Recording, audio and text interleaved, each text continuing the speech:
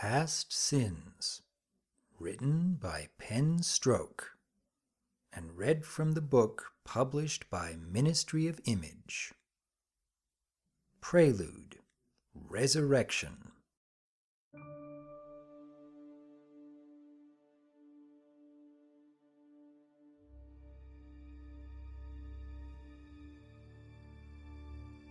Amidst dim candlelight, a single unicorn sat with his head bent down, eyes shut. He sat alone at the edge of a still pond, his reflection dancing in the water.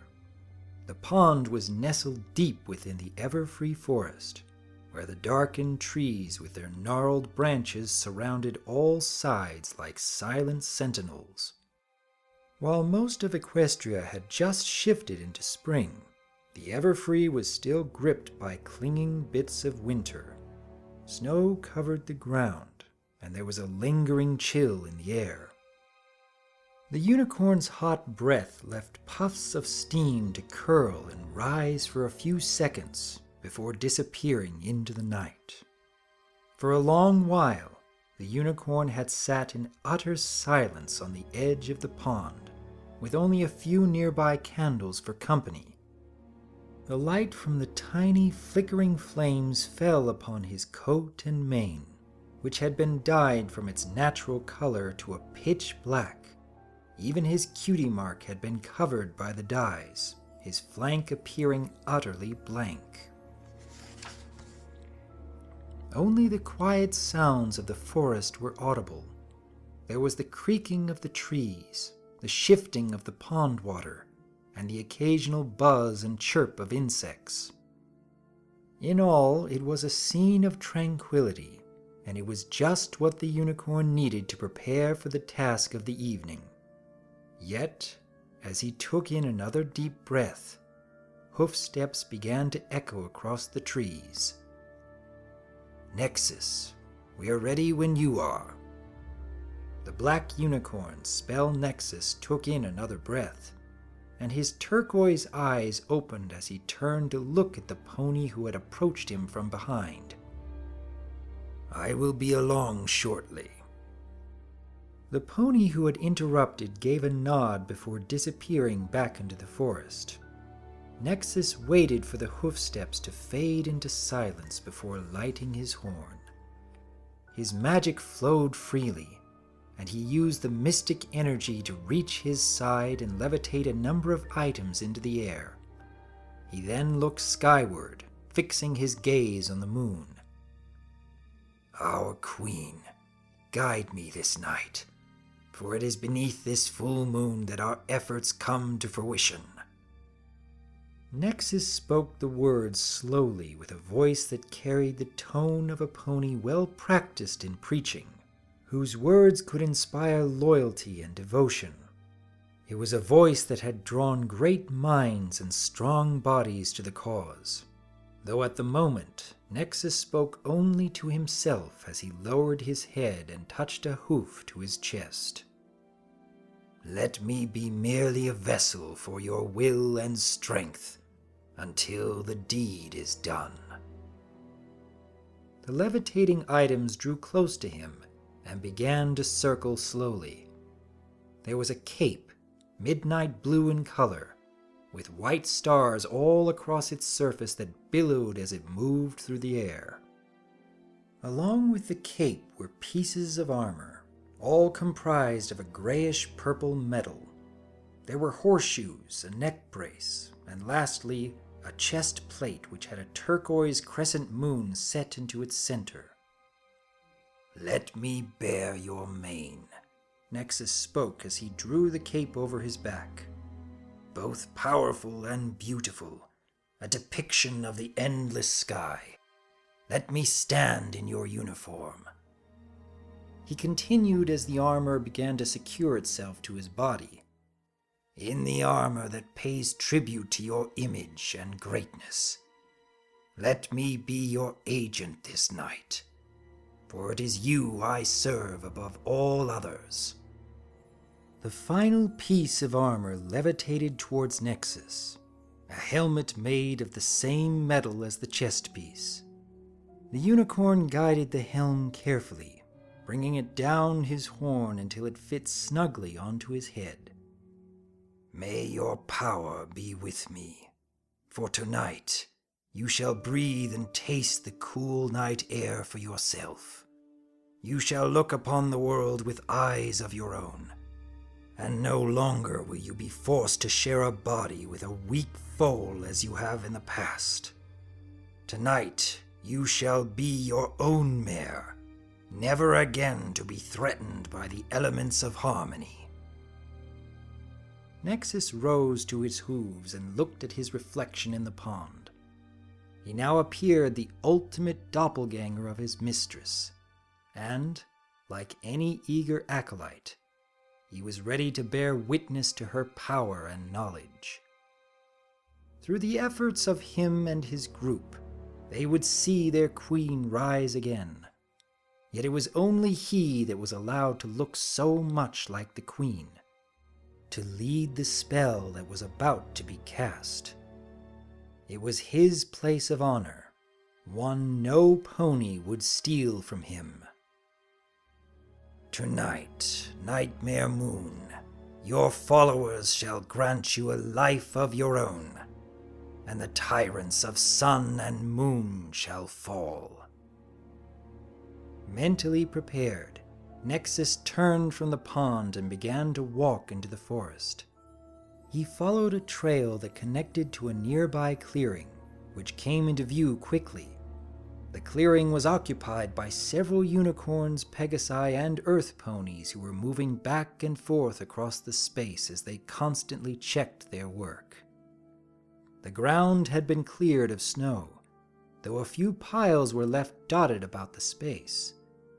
On both the exposed ground and on the piles of snow, there were wooden bowls filled with oil-soaked powders. Paint had been employed to draw arcane lines of power, and cloaked pegasi worked in the air above to push clouds together to hide the clearing from prying skybound eyes. All the ponies Nexus saw wore the black cloak of the Order, except for 3 who stood giving orders, a pair of pegasi and an earth pony. They, like Nexus, wore the honored armor, though he alone wore the flowing Starfield cape and the helmet. Only he had the honor of wearing those vestments. "How close are we, Nightwind?" Nexus asked as he approached the trio.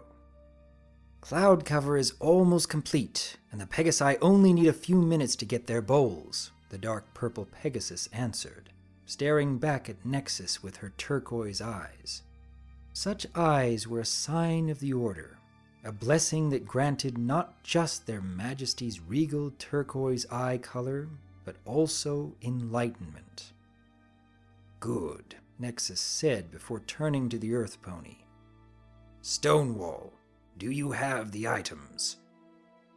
"They have not left my sight since our departure from Canterlot, Nexus," the Earth Pony replied, motioning to the bowl that was currently resting on his back. "And Grey Gale, is our special guest awake?" "Oh yeah, she just woke up," the Great Pegasus answered. "And boy is she scared." "That's because you told her Stonewall would snap off her horn if she tried to escape," Nightwind snipped. Grey Gale shrugged her shoulders nonchalantly. "Hey, it kept her from trying anything." "She couldn't try anything even if she wanted to. She's got an anti-magic brace on her neck." "You have all done well," Nexus spoke, stopping the argument before it could go any further. "But now we must all take our places. Stonewall, take the sacred items to the center of the ritual. Grey Gale, Nightwind, prepare your torches and head to the sky." The 3 nodded, moving to their assigned tasks while Nexus turned his attention to one side of the clearing. There, lying on the ground, was a mare who had her hooves hog-tied with rope and a cloth bag over her head. Treading carefully, Nexus moved between the wooden bowls and approached the hog-tied pony. Her violet coat was dirty from lying on the ground, and her dark purple mane was a rough mess. The sight of her like that made Nexus smile, and once he was close enough, he used his magic to remove the bag on her head and reveal her terrified eyes. "I'm so happy you were able to join us this evening, Miss Sparkle." "Who are you? What are you going to try to do to me?" Twilight Sparkle asked in a panicked squeak, just barely managing to find her voice.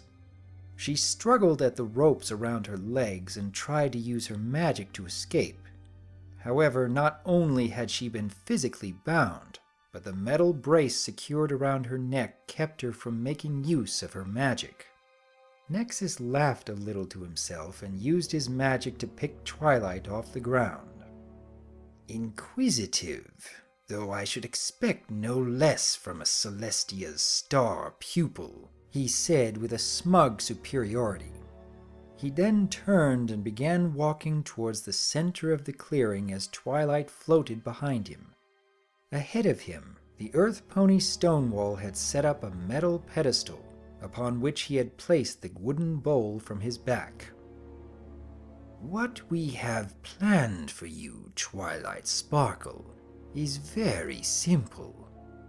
As to who we are, well, consider us simply the loyal servants of Equestria's true queen, Her Regal Majesty, Nightmare Moon." "Are you crazy?" Twilight asked while she twisted around in Nexus's magic, continuing to try and free herself.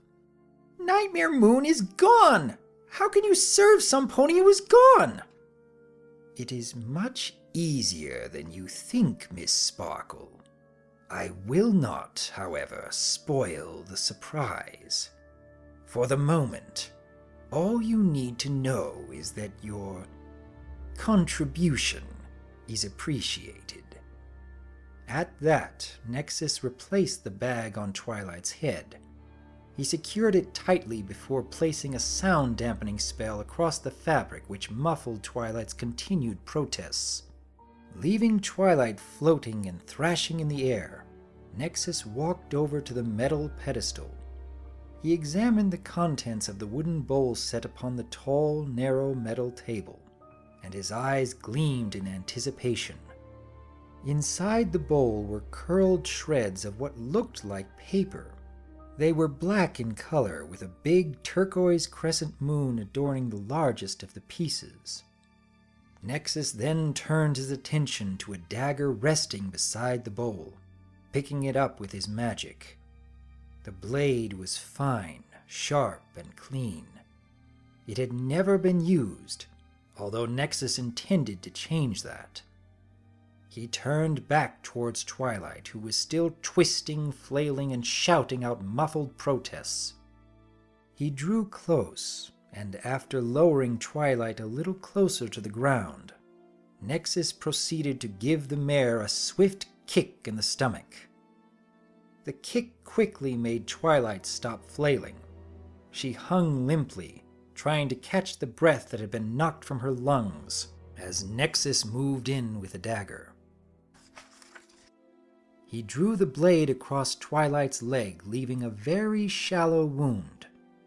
It was no worse than a paper cut, but Twilight still screamed. She screamed both from the pain and also in fear for her own life. Nexus, however, showed no interest in harming Twilight further. He instead focused on the wound he had created. It had begun to weep blood, and Nexus set the dagger against it. He gathered several drops of blood on the blade and then placed it into the bowl with Nightmare Moon's remains. "Yes, steal the life from the blood of the bearer of the element of magic. Let it give you strength, so that you may shed the rest of her blood with your own hooves," Nesperd whispered to the shreds as if in prayer. He then levitated Twilight back to the edge of the clearing and dropped her unceremoniously at the base of a tree before he approached the metal pedestal. At the same time, the other cloaked ponies, as well as Stonewall, Nightwind, and Grey Gale, turned their attention to Nexus. They watched him, and they fell silent as he began to speak to them as a preacher would speak to his congregation. "Brothers and sisters, for nearly 2 years we have toiled in secrecy. We worked behind the backs of the guards and tyrant princesses, and we put our own safety at risk. Personal fortunes and countless hours have been spent to bring us to this point. But now we are ready. The spell is prepared. Tonight we, the children of Nightmare, shall see our queen given life, blood, and form of her own." The rest of the cult ponies cheered and stamped their hooves against the ground in applause. Spell Nexus smiled, and he took in their joy for just a moment before he continued to speak. "Once our queen and Luna were one and the same, but the elements of harmony could not destroy what our queen was.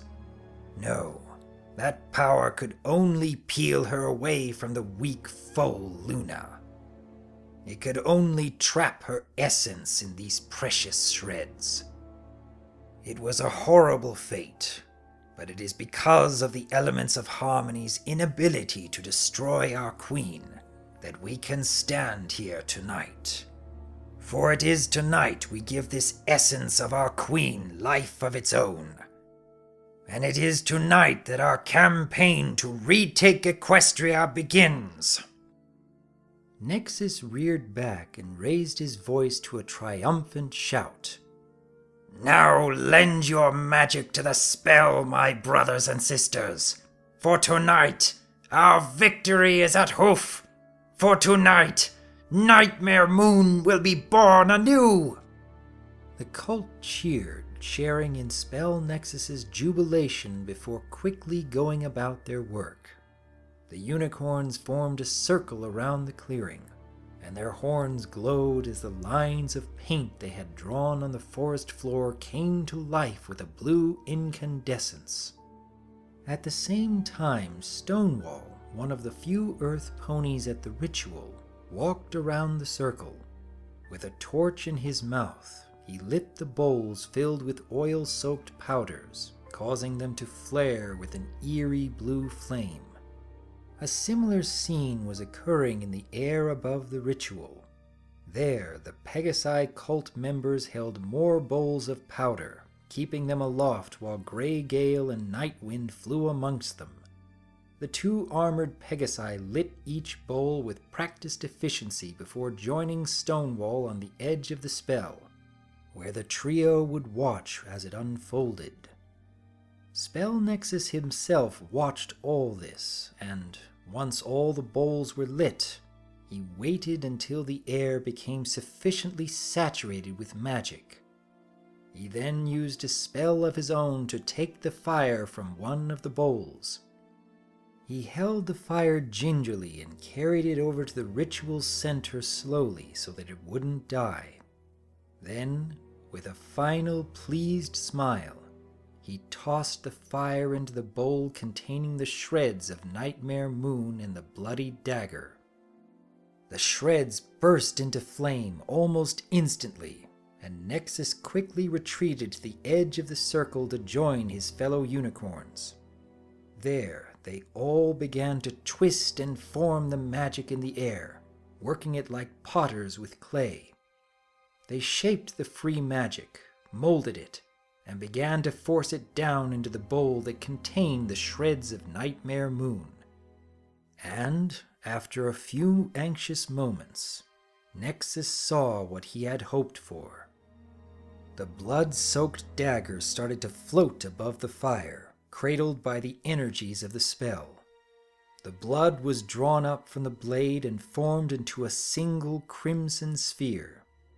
The dagger itself was then launched clear of the spell with such force that its polished blade dug deep into one of the trees surrounding the ritual. Then, with the dagger gone and the blood remaining, black smoke began to billow from the central bowl. The shreds of Nightmare Moon were starting to burn, and the smoke they released formed around the large drop of blood.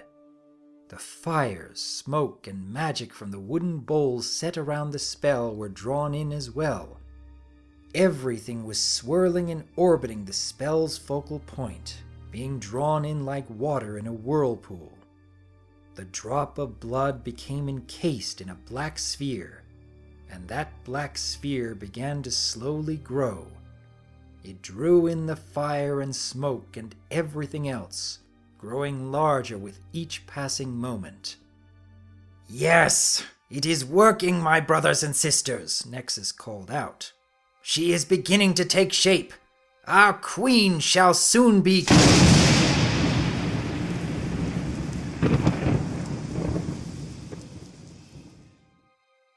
Many of the cult ponies jumped a foot in the air when a single bolt of lightning raced down from the sky and struck the very center of the spell, sundering the metal podium and wrapping the drop of blood, the shreds of Nightmare Moon, and the wooden bowl in crimson flames. At the same time, the cult's carefully constructed cloud cover was blown back, and a full battalion of royal guards flew down from the sky. "Freeze! You are all under arrest!" Several of the guards shouted as dozens of other gold-armored Pegasi landed in the center of the clearing. However, not a single pony froze. The cultists instead charged the guards, turning the once carefully tended clearing into a battlefield. Yet, as the battle began, Spell Nexus stood flabbergasted. He watched as the center of the spell and the precious shards of Nightmare Moon were destroyed. All their plans had been decimated by a single surge of magical lightning, lightning that could have only come from one source. Turning his eyes skyward, Nexus glared at the next figure to float down through the hole in the clouds.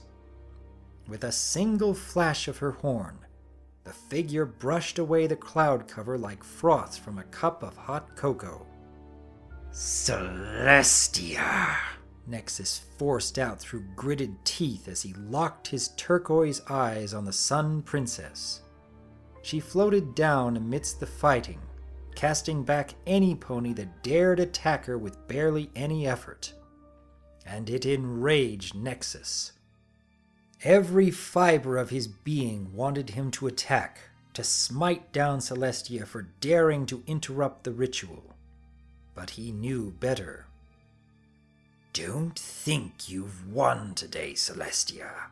You have merely delayed me at best," Nexus hissed. He then barked at any cultists nearby, calling them to him as his horn began to glow. Together with Grey Gale, Nightwind, Stonewall, and a few dozen of the other cultists, Nexus cast his spell, and the group as a whole seemed to vanish into thin air. "Have you apprehended all involved?" Celestia asked. After rescuing Twilight, she had taken her student home and sent her straight to bed. Twilight resisted a bit, but after what she'd been through, it didn't take much to get her to fall asleep. Celestia had then turned Ponyville's Golden Oaks Library into a base of operations, keeping guard of her student personally while having her guards bring their reports to her. "We have captured a great number, but we believe some were able to escape by using magic to disguise themselves," the guard reported, head bowed respectfully to Princess Celestia. "We believe it was an invisibility spell, and we followed their tracks into the forest. Unfortunately, the tracks eventually ended. We are currently working under the belief that the missing cultists realized their mistake and corrected the spell so it hid their tracks as well. We are continuing to search the forest with the aid of the zebra that reported your student's pony napping. Yes, Zecora. Please make sure that she is properly thanked for all she has done this evening. Also, please extend to her an invitation to the palace so that she may join Luna and me for dinner on an evening of her choosing. Of course, Princess, the guard answered as he raised his head. Though if I may ask, what do you believe these ponies were trying to do? I do not know, Celestia admitted. All we were able to find out from the information we gathered prior to this night was that something was going to happen. Unfortunately, Twilight had her head covered by a thick sack for most of her pony napping. She doesn't know enough for us to ascertain this group's purpose. What about the spell? Celestia shook her head. The spell is not something I recognize. If it is from a book or ancient scroll, then I have not read of it, but it could just as easily be a new spell, a ritual crafted for a specific purpose, though that purpose still remains to be unearthed. Make sure that the details of the spell itself remain preserved. It will need to be studied. The guard snapped into a salute. Of course, Princess. We will gather any evidence at the scene and have it taken to the castle until such time it can be examined. Good. I have no doubt that the spell's purpose was dark, and I will not stand for my student being threatened, Celestia said, her eyebrows furrowing with determination. I want the truth of this revealed, Captain, with all haste. Of course, Your Majesty. The unicorn guards searched the area, sweeping it with their magic to try and detect anything left behind. What remained of the wooden bowls were gathered, and any unburnt powder was collected together into a single bag. Everything and anything that was not natural to the Everfree Forest was taken from the clearing, though the guards did not extend their search into bordering trees and bushes once it became clear that the ritual's radius ended at the tree line. The Pegasi hitched to the chariot took flight. They rose quickly into the sky before banking towards Canterlot. At the same time, the unicorns below began forming into a line while the lieutenant of the squad began to relay orders. All right, stallions, let's go join the group searching this forest for any of the cult members that might have escaped. Give higher priority to any that appear to be unicorns. One of them used some kind of crazy magic to get away, and we won't want that to happen a second time. Sir, shouldn't some of us remain here to guard the crime scene? One of the soldiers spoke up, a newer recruit to the Royal Guard. No, these cultists are too careful for that, the lieutenant answered his recruit. If the zebra Zecora hadn't witnessed Twilight Sparkle's pony napping, we wouldn't have even known any of this was happening. That means these ponies planned all this without Princess Celestia or anyone in the guard finding out about it. And that means they're not going to backtrack when they've got a battalion of guards hot on their tails. Besides that, the lieutenant continued, this isn't Central Park in Canterlot. The Everfree is dangerous. There are monsters in here that could eat a pony twice my size in a single gulp, armor and all. This isn't a place where we want to spend any more time than necessary. But if you want to stay here and guard the scene of the crime, be my guest. Just watch out for the hydras, the veteran guard concluded. He then motioned to the rest of the squad, guiding them out into the forest to join the ongoing search. Only the guard who had spoken up remained in the clearing as the others disappeared amongst the trees. He remained there for a minute, but then the lieutenant's words got to him. He broke into a gallop, sprinted to catch up with his comrades, and left the clearing to once more succumb to the calm quiet of the Everfree Forest. Yet the magic that lingered in the air like a heavy mist began to shift, sparkling in the cool night air as it was drawn to one side of the clearing. There, hidden away by a bush a few feet into the forest, a black sphere lay amongst the dirt. It was the same sphere which was cast away from the center of the spell by Celestia's bolt of lightning. The tiny black ball was nestled into a crook of the cold ground, and from there it drew in the lingering magic like a magnet attracting metal. It pulled in the energy, and, with each ounce it absorbed, it grew larger. Then, when the sphere had doubled its size, it pulsed. That pulse caused tiny drops of blood to weep from pores in the sphere's surface. It was the blood that had been harvested at the edge of a dagger only moments before, but now it was black and gooey. The life had been drained from it, and it was now being discarded like trash. With each pulse, the sphere excreted more of the dead blood, forming a smear on the ground. Then, when none of the used blood remained, the sphere's pulsing shifted. It became the weak but distinct pitter-patter that lived in the chest of almost every living creature. A heartbeat.